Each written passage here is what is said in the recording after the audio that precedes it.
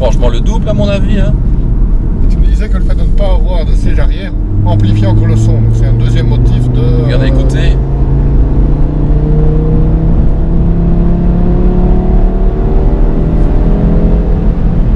Oui, donc voilà, c'est ça que je veux dire. Lorsqu'évidemment la banquette arrière n'existe pas, donc l'habitacle à l'arrière fait un peu caisse de résonance. Donc voilà, ben, moi ça me dérange pas puisque j'ai acheté aussi cette voiture pour le moteur. Donc voilà, on a une perception un peu plus importante de la bande son en version utilitaire, puisque cette voiture est en utilitaire, puisque comme vous l'avez découvert avec nous, qui est une opportunité ici en Belgique. Je ne sais pas si en France c'est le cas. Je ne sais pas si en France c'est le cas, mais c'est fiscal, puisque effectivement au niveau de la taxe de mise en circulation, elle est réduite, voire quasiment nulle. Voilà, exactement. Et là au niveau de la déductibilité pour ceux qui utilisent leur véhicule dans le contexte professionnel, eh bien ça passe pour un véhicule à 2 places. Il n'est pas nécessaire d'avoir une paroi de séparation entre la partie conduite, on va dire, et la partie arrière, et ça permet effectivement d'être utilisé pour chargement de façon intelligente et utile, et ça permet d'avoir d'allier pour certains le plaisir de conduite, une voiture sportive et un outil de travail. Ouais. Donc au niveau de la configuration, elle n'est pas complète de série. Oui. On a rajouté quelques options.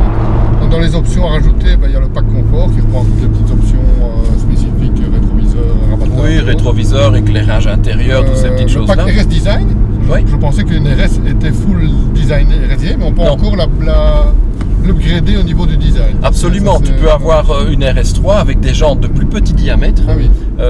C'est une première chose, avec des jantes moins larges et sans l'échappement sport par exemple. Donc certains pourraient avoir une RS3 qui sera encore beaucoup plus anonyme. Oui. Il faut bien remarquer que pour les RS3, eh bien, donc on part sur la base de l'A3.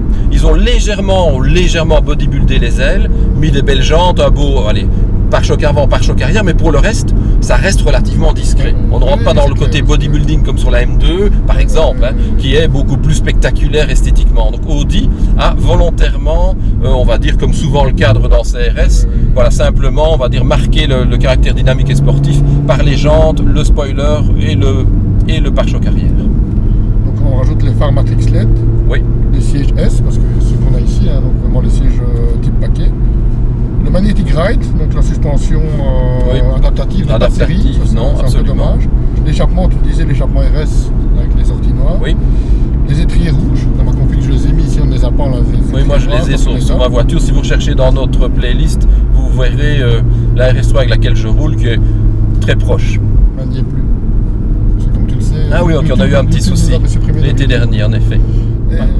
Et donc au niveau du prix total, avec toutes les options que je viens de citer, Bernard, toi tu dois avoir une idée plus ou moins précise du prix, j'imagine. À mon avis, je pense qu'on doit être, je dirais juste en dessous des 60, 59, je dirais 59. 66, hein, on est un peu au-dessus de ce que j'imaginais. D'autant plus que j'ai souvenance que j'avais payé un petit peu moins cher à l'époque. Remisé. Remisé, mais j'ai quand même en plus peut-être 2-3 options qui sont qui pourtant étaient dessus. Donc il y a le toit ouvrant que moi j'ai sur ma voiture, les étriers de frein rouges, je crois que c'était à peu près tout. Et j'ai également moi une radio performante, puisque moi j'ai ici des petits tweeters à gauche et à droite. Donc voilà, j'ai 2 ou 3 ou 4 options en plus, mais bon, qui sont purement on va dire de confort. Et je tournais dans cette zone de prix. Donc voilà. Donc le moteur, on en a déjà bien parlé. Le moteur, oui, c'est le cœur de la voiture. Soyons francs, c'est ce moteur qui justifie l'achat d'une RS3.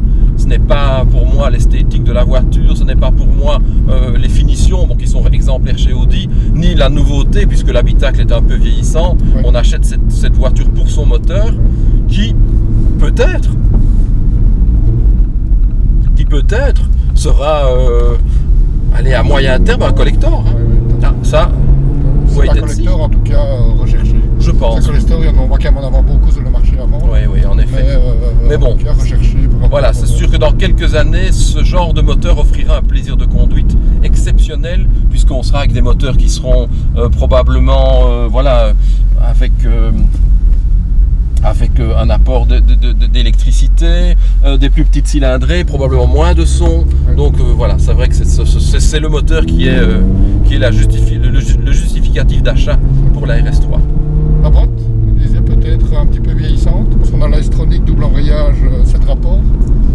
Elle passe pas toujours le bon rapport. Là, tu en sais quelque chose, parce que tu as déjà cette boîte, ils n'ont pas changé par rapport à ce modèle-ci.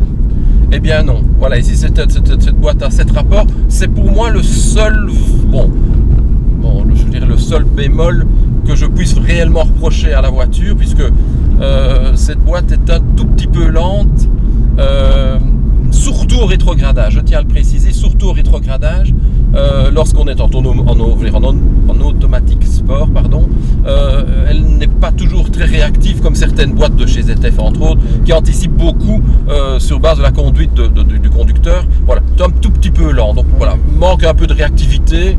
Maintenant on peut jouer avec les palettes, mais c'est vrai que la gestion actuelle des boîtes automatiques est en général très bien faite et l'ordinateur calcule aussi vite que nous. Donc voilà, c'est la seule chose, c'est toujours avec un petit chouïa de retard lorsqu'on est en conduite rapide sur route sinueuse où on voudrait qu'elle rétrograde un peu plus vite et un peu plus tôt. Autre point de détail au niveau châssis, cette fois-ci le système Quattro Aldex. Oui. C'est un Aldex. Efficacité mais pas joueur.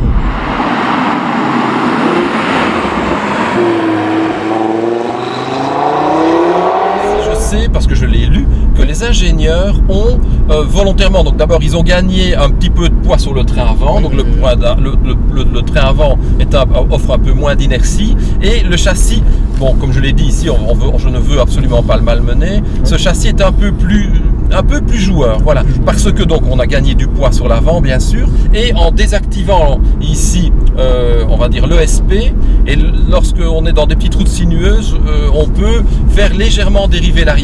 Voilà, il est plus joueur, mais il n'a pas le côté qu'on peut retrouver sur un véhicule de type BMW M2 ou voiture comparable. Mais quand même, en désactivant l'ESP, on arrive à ce que jusqu'à 100% de la puissance passe sur le train arrière.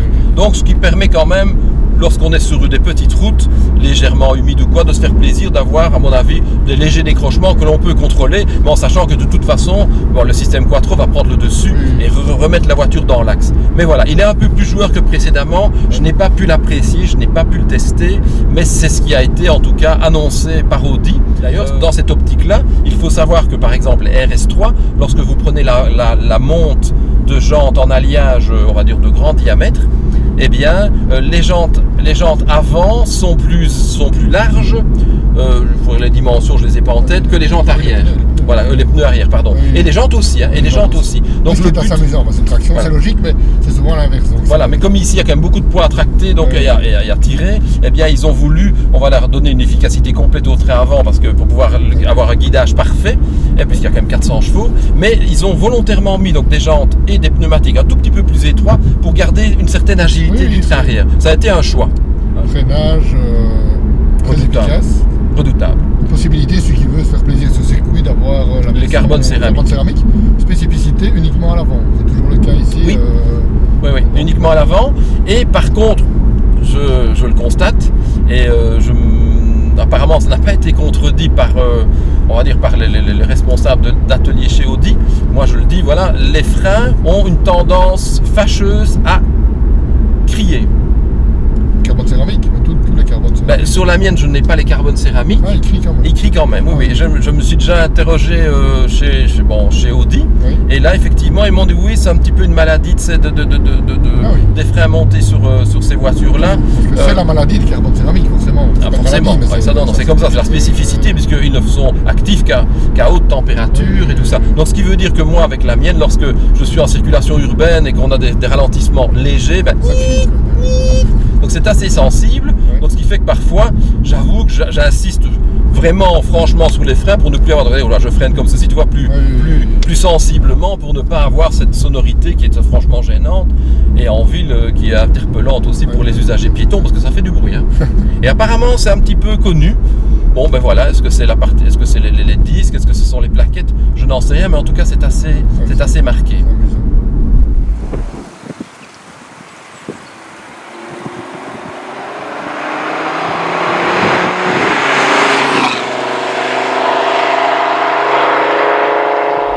châssis est quand même bluffant. Ah oui, oui. Hein.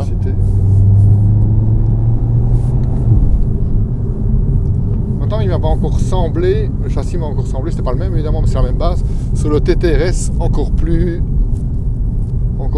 précis, plus on est plus bas, et la voiture plus légère, et donc le châssis m'a encore plus impressionné sur le TTRS. Ben, disons qu'effectivement, déjà la position de conduite, on est assis comme tu dis plus bas, véhicule profilé différemment, et puis centre de gravité, il est probablement peut-être de 3 ou 4 cm plus bas, mais la masse complète qui est descendue de 3 cm donne effectivement une sensation de conduite nettement accrue, comme tu peux l'apprécier dans ta voiture, l'Alpha 4C, hein, par rapport à la Jaguar que tu avais précédemment, tu étais assis beaucoup plus. En tout cas, tu as une sensation de conduite, perception de la route qui est différente. Mais châssis bien né, et comme toujours chez Audi, moteur exceptionnel. Mais le TTRS, on en parlait tantôt, si lui avait les roues arrière directrices, il serait méchant. Hein. Ça, effectivement, ce serait quelque chose de vraiment diabolique. Hein. Mais l'empattement est court, donc les roues directrices n'offriraient pas une excellente maniabilité. Par contre, en tenue de cap, ce serait diabolique. Oh là là, mon ami, ça c'est sûr que ce serait quelque chose. Déjà ici, je pense que 0-100, on est à 4 secondes 1. 4 secondes 1, c'est quand même pas mal. Il n'y a pas beaucoup de voitures qui lui résistent. Ah ben écoute, on est dans les temps d'une 911. Hein, on est dans les temps d'une 911. On est dans le temps d'une Jaguar F-Type R qui fait 550 chevaux. Donc voilà. Donc c'est quand même c'est redoutable. Bien sûr, ce sont les 4 roues motrices, qui arrachent la voiture instantanément. Ça c'est vrai que c'est. D'ailleurs en Angleterre, elle est appelée la RS3 est appelée la Pocket Rocket. Donc ça c'est vraiment son nom dans les pays anglo-saxons, et c'est le cas. C'est vraiment une voiture qui est au niveau agilité, réactivité, usage urbain, c'est fabuleux, hein, je vous le dis.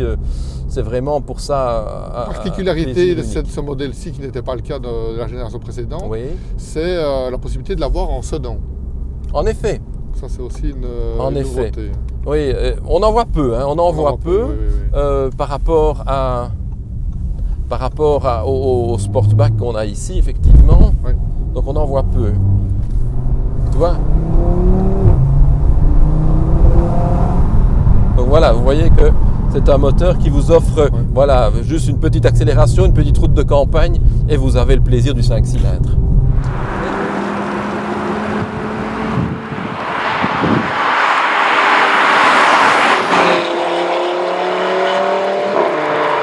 Mais oui, modèle sedan. Bon, à mon avis, c'est un. Moi j'aime bien le modèle sedan. Oui, esthétiquement, je le trouve sympa. Mais j'en ai jamais j'en ai déjà vu, mais enfin, on n'en voit pas beaucoup. Je parle pas le modèle sedan en général de la 3, je le trouve sympa. Et donc dans le. C'est une petite berline, quoi. C'est chouette. C'est ça, petite berline sympa. Personnellement, j'aime bien la Sportback pour des raisons de facilité, le haillon. Donc elle est très pratique. Sedan qu'on ne saurait pas mettre en utilitaire. Voilà, là, ça ne serait effectivement pas possible. Mais effectivement, elle sera d'office plus insonorisée, puisque le coffre est évidemment séparé de l'habitacle. Donc on aura, à mon avis, une moins bonne perception du son pour ceux qui le veulent. Mais bon, on aura une petite berline, ce qui peut être assez sympa. Mais je crois que le modèle sedan est un modèle qui a été plébiscité par des pays où ceux-ci sont fortement demandés. Ça, Je crois que en Europe... Ça devient un peu démodé dans nos contrées. Oui, tout à fait. On est plus à vouloir un haillon, les modèles avec haillon, que ce soit des SUV ou tous les modèles break ou tous les modèles avec haillon. Les modèles avec coffre sont quand même de moins en moins plébiscités, comme tu dis, par chez nous. Il y a des endroits où c'est encore à la mode. Oui. Un petit mot sur ses concurrentes. Ses concurrentes, c'est principalement, pour moi, la concurrente immédiate, c'est bien sûr la classe A 45 AMG. C'est la concurrente directe. Concurrente directe, même puissance, même gabarit, voilà. Et ils jouent dans la même cour. Bon, la classe A AMG, avec la M2, mais qui est en coupé, donc il n'est pas totalement la concurrence. 400 chevaux également, et la M2. 370 là. Ah oui, tu parles de la classe A, je précise, qui est vraiment la même puissance, mais en 4 cylindres. Un très bon petit moulin, mais moins noble que le 5 cylindres, moins jouissif, moins enthousiasmant. je l'ai dit lorsqu'on l'a essayé. Ouais. Et alors, bien sûr, la M2, je dirais qui reste quand même aussi une voiture... célèbre 6 cylindres. Ouais, le célèbre 6 cylindres en ligne de chez BM, agrémenté avec des turbos, qui sort 370 chevaux et qui offre quand même une orientation plus typée sport malgré tout. Hein. Et par son look, comme je le disais tout à l'heure, un peu plus agressif. Et par le côté propulsion qui la rend franchement un peu plus joueuse sur petite route sinueuse. Et enfin, une dernière concurrente qu'il ne faut pas oublier, c'est la Focus RS, évidemment. Focus RS, oui. Mais qui, elle, sort 100 chevaux de moins. Oui. 100 chevaux de moins, mais beaucoup moins cher aussi. Elle ne Focus pas RS. 350 quand même. Oui, 350, tu as raison, je crois. 50 chevaux mais de moins. qui est effectivement aussi dans une autre gamme de prix. Oui, voilà, ça c'est sûr que... Mais qui a la particularité, on le disait tantôt, d'avoir les roues arrière qui tournent plus vite que les roues avant, donc il lui donne un petit comportement joueur. Mais il y a une touche drift, simplement, ils l'ont appelé d'ailleurs drift. Donc en activant la touche drift dans la Ford Focus, eh bien, on peut directement s'amuser à faire des travers et autres petites fantaisies. Ouais.